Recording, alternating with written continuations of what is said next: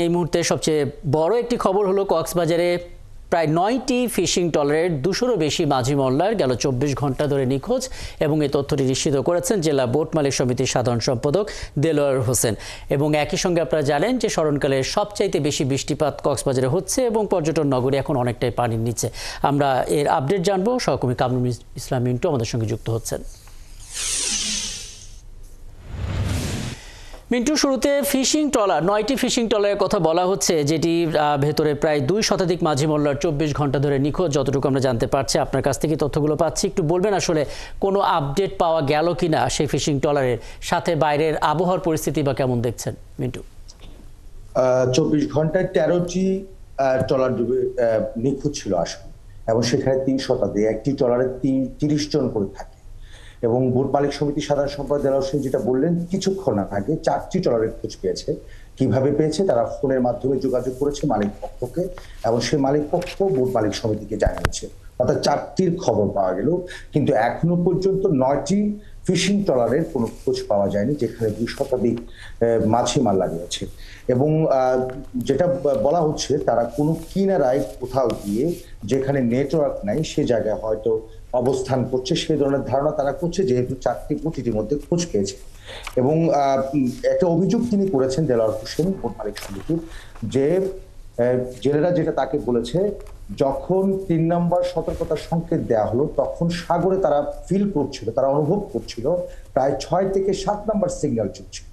এই অবস্থায় আবহাওয়া অফিস যেটা সতর্কতা দিল ৩ নম্বর সতর্কতার সংকেত, তারা বলছেন যে সঠিক সময়ে সঠিক তথ্যটা তারা না পৌঁছানোর কারণে তারা জেলেরা অর্থাৎ মাছি মাল্লারা তারা কক্সবাজারে অর্থাৎ কিনারায় কুলে এসে ভিড়তে পারেন।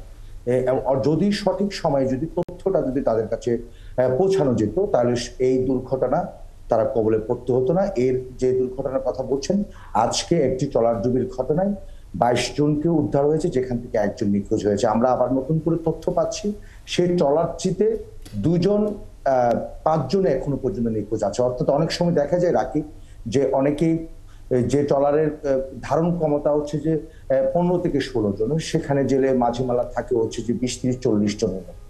এটা লুকাবার চায় যে বোট মালিকরা। তাই জন্য আমরা এখন তথ্য পাচ্ছি সেখানে ২৫ জন ২৬ জন পর্যন্ত ট্রলার ছিল, যেটা ট্রলার ডুবির ঘটনা করেছে, এবং সেখান থেকে এখনো ৫ জন নিখোঁজ আছে। আমরা যেটা তথ্য পেয়েছিলাম, একজন মারা গিয়েছিল, কিন্তু কিছুক্ষণ আগে নির্বাহী ম্যাজিস্ট্রেট যেটা জানালেন কক্সবাজারে আরেকজনের মরদেহ পাওয়া গিয়েছে, সেই ডুবে যাওয়ার ট্রলারের মাঝি জেলে ছিল সে।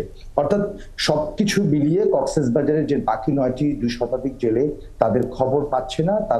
তারা আশা করছেন পটুয়াখালী বা অন্য কোথাও খুলনা এদিকে তারা চলে যেতে পারেন, বা তারা নিখোঁজ হয়ে কোথায় আছেন সেই খবরটি তারা খোঁজ লাগাচ্ছেন বিভিন্ন জায়গায়, বিভিন্ন বোট মালিক সমিতিকে তারা খবর নিচ্ছেন। এখনো পর্যন্ত সে খবর তারা পাচ্ছেন না। আর কক্সবাজারের আবহাওয়া কিছুটা শান্ত হতে চলেছে, বৃষ্টিপাত কিছুটা কমেছে, কিন্তু কক্সবাজার শহরের যে জলাবদ্ধতা তৈরি হয়েছিল সেটা কমে এসছে, পানি নামতে শুরু করেছে সাগরে। এবং কিন্তু আমরা বাঁকখালী নদীর সেটার উচ্চতা কিন্তু এখনো পর্যন্ত আছে। পানি উন্নয়ন বলছে এখনো পর্যন্ত আশঙ্কা কেটে যাওয়ার মতো সময় হয়নি। আর কক্সবাজারের উপকূলীয় যে সমস্ত এলাকায় নিম্নাঞ্চল আছে, সেই নিম্নাঞ্চলের জলাবদ্ধতা আছে। বৃষ্টি হলেই কিন্তু সেখানে আবারও পানির উচ্চতা বেড়ে যায়, পানি ঢুকে যায় হাঁটু পরিমাণ। সবকিছু মিলিয়ে কক্সবাজারের মানুষের দুর্ভোগটা এখনো কমেনি শহরের কিছুটা। আর কক্সবাজারের যে পর্যটক আছে, সে পর্যটকগুলো খুব বেশি ভালো নেই। তারা যে পরিবার পরিজন নিয়ে এসেছিলেন, খুব বেশি তারা রোমাঞ্চকর একটা মুহূর্ত কাটাবার জন্য তারা এখানে এসেছেন, কিন্তু তারা সেটা ধুলো মিশে গিয়েছে, এরকম একটা অবস্থা।